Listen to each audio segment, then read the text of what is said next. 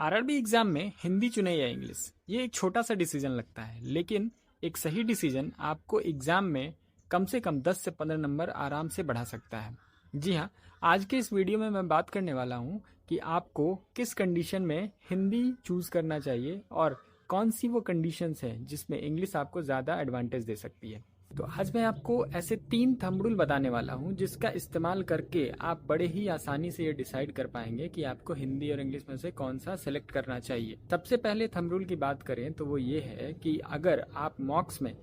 आपका एक्यूरेसी 70% से ऊपर रहता है तो आपको हिंदी में आने की कोई आवश्यकता नहीं है, आप बिल्कुल इंग्लिश के साथ कंटिन्यू कर सकते। दूसरे रूल की बात करें तो वो ये कहता है कि यदि आपने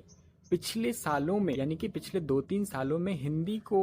एज अ सब्जेक्ट नहीं स्टडी किया है तो फिर आपको इंग्लिश के साथ ही रहना चाहिए। और तीसरा रूल ये कहता है कि यदि आप इंग्लिश में आरसीज में या फिर पैराजम्बल में आपको ज़्यादा टाइम कंज्यूम होता है या फिर उसमें एक्यूरेसी बिल्कुल ही नहीं रहती आपकी, फिर आप हिंदी को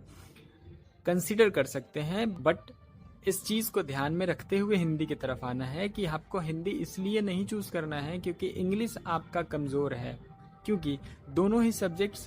लैंग्वेज सब्जेक्ट्स हैं और लैंग्वेज सब्जेक्ट्स की डिफ़िकल्टी एग्ज़ाम में सेम ही रखी जाएगी, क्योंकि एग्जामिनर ने आपको एडवांटेज देने के लिए सब्जेक्ट्स का ऑप्शन नहीं दिया बल्कि आपके कंफर्ट के अकॉर्डिंग दिया है। यानी कि यदि आप नेचुरली किसी एक सब्जेक्ट में